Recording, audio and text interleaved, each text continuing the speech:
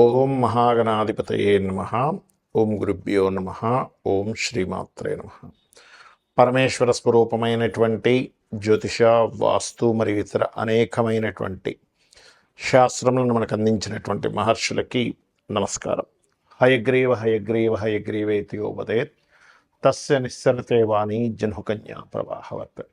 అరుణాం కరుణాతరంగితాక్షీం ధృతపాశాంకుశపుష్పబాణచాపాం అనిమాదిభిరావృతాం మయూకైః అహమిత్యేవ విభావయే భవానీ. శ్రీమాత్రే నమః. ప్రేక్షకులకి ఆ లలితాంబిక అమ్మవారి యొక్క అనుగ్రహం పరిపూర్ణంగా కలగాలని మనస్ఫూర్తిగా కోరుకుంటూ మనం ఈరోజు చెప్పుకోబోయేటువంటి టాపిక్ ఏమిటి? మనం ఎన్నో కష్టాలు పడుతూ ఉంటాం. అప్పులు,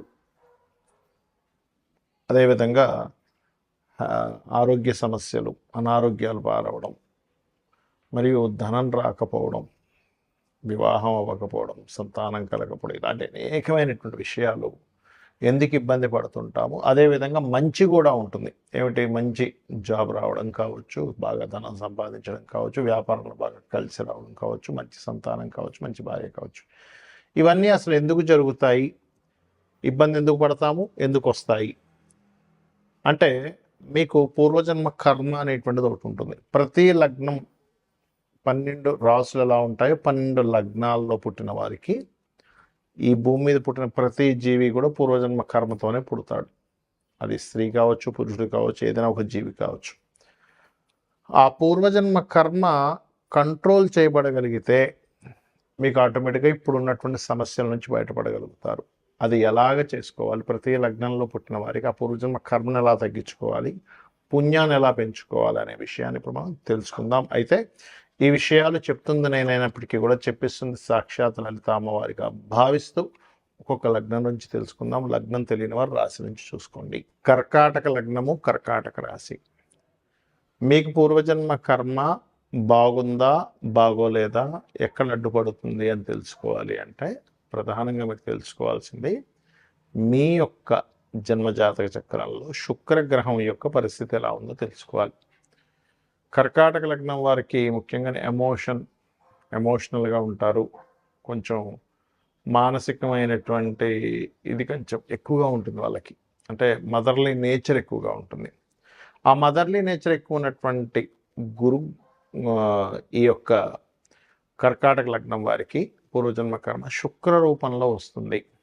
శుక్రుడు దేనికి కారకుడు అండి? వివాహానికి, వాహనాలకి, గృహాలకి, కంఫర్ట్స్కి కారకుడు.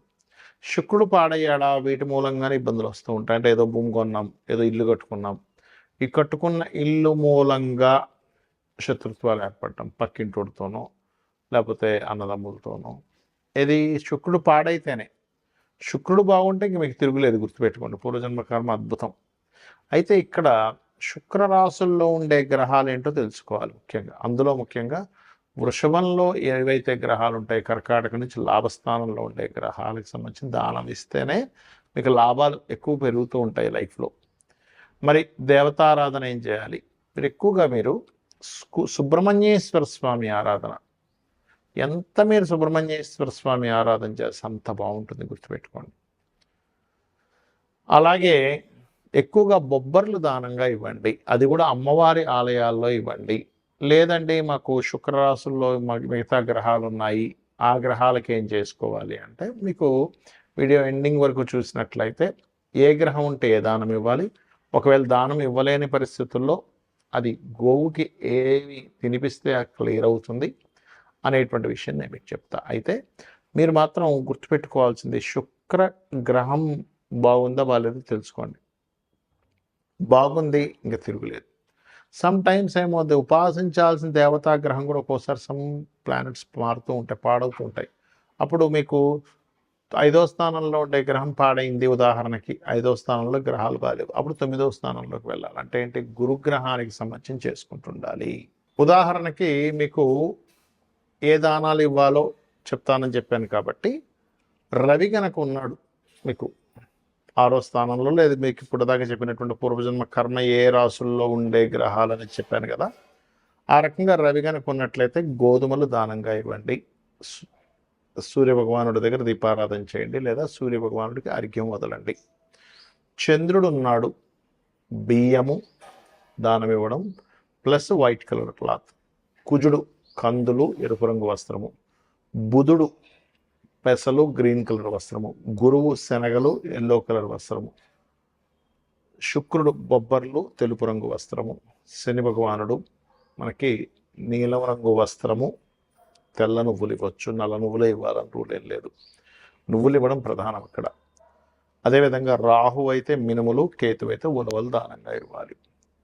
ఇవి ఇవ్వలేమండి, మాకు తీసుకునే వాళ్ళు లేరు, టెంపుల్స్ సరిగ్గా లేవు, తీసుకునే వాళ్ళు తీసుకోవట్లేదు, ఇంకోటి ఏదైనా మార్గం ఉందా అంటే, మీరు గోశాలకు వెళ్ళి గోధుమలు ఇచ్చే బదులు గోధుమ రవ్వ తినిపించండి గోవుకి, బియ్యం బదులుగా బియ్యం పిండి తినిపించండి గోవుకి, కందులు బదులుగా క్యారెట్స్ తినిపించండి, కుజుడికి సంబంధించింది. అదేవిధంగా పెసలు బదులుగా గోవుకి గోంగూర కూరగాయలు తినిపించండి, అందులో దేశీవాళి ఆవుకు తినిపించాలి.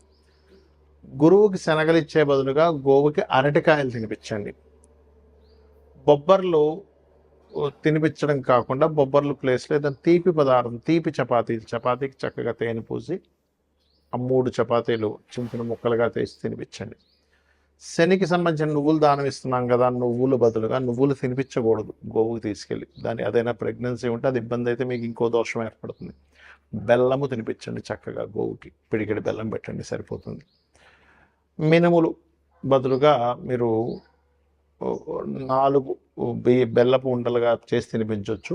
కేతువుకి సంబంధించిన ఉలవలు బదులుగా గ్రాసము తినిపించవచ్చు గోవుకి. ఇది ప్రధానంగా చేయండి. అలాగే మీకు పంచమంలో ఉండే గ్రహానికి సంబంధించిన ఉపాసన చేయాలని చెప్పారు. పంచమంలో ఉండే గ్రహం ఏమిటి చూసుకొని, పంచమాధిపతే ఉన్నాడు, వెళ్ళి ఇంకో గ్రహంతో కలిసాడు, లేదా పంచమంలో ఏదైనా గ్రహం ఉంది.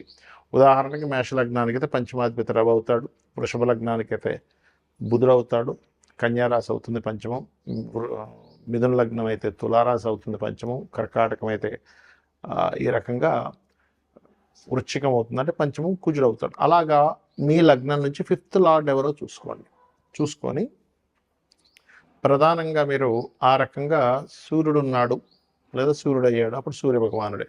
చంద్రుడు ఉన్నాడు, ఎక్కువగా మీరు చేయవలసిన ఉపాసనా దేవత రాజరాజేశ్వరి అమ్మవారు. కుజుడు స్కందుణ్ణి, బుధుడు విష్ణువుని, గురువు దక్షిణామూర్తిని లేదా దత్తాత్రేయుడిని, శుక్రుడు అమ్మవారి యొక్క ఆరాధన, శని భగవానుడు ఈశ్వరారాధన లేదా కాలభైరవ ఆరాధన లేదా కాళీ ఆరాధన, రాహు మనకి మీరు చేసుకోవాల్సినటువంటి దుర్గా, కేతు, గణపతి ఆరాధన చేసుకోవాలి. ఏది దేనికి పంచమంలో ఉండే గ్రహాలను బట్టి మీరు ఈ ఆరాధన చేసుకుంటే, ఎప్పుడు కూడా ఒక గ్రహం అక్కడ పంచమంలో ఉంది అన్నప్పుడు ఆ దేవత సంబంధించిన ఆరాధన చేయడమే మీకు శ్రీరామ రక్షగా నిలబడుతుంది. మరి లగ్నం తెలియదు, రాశి తెలియదు, ఏం చేయాలి?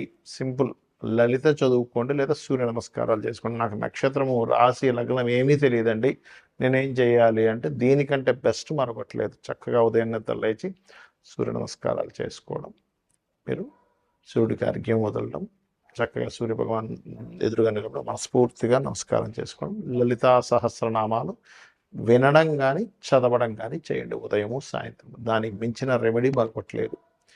అలాగే ఇక్కడ మీ జన్మజాతకంలో ఎటువంటి గ్రహ దోషాలు, చాలా దోషాలు ఉంటాయి. బాలారిష్టాలని, లేకపోతే మీకు ఫలానా ఇల్లాంటిసన్ అని, లేకపోతే ఫలానా రకరకాలు ఉంటాయి. ఎలాంటిది ఉన్నా ఒకటే గుర్తుపెట్టుకోండి, వీటన్నిటినీ నడిపించేది అమ్మవారు. అమ్మవారు నడిపిస్తుంది కాబట్టి నేను అమ్మవారిని పట్టుకుంటే శక్తిని ఇస్తుంది, తట్టుకునే శక్తిని ఇస్తుంది అనేటువంటి కాన్సెప్ట్ ఒకటి మీ మైండ్లోకి రావాలి. ఆటోమేటిక్గా మీకు అన్ని విధాలా బాగుంటుంది. శ్రీమాత్రే నమః.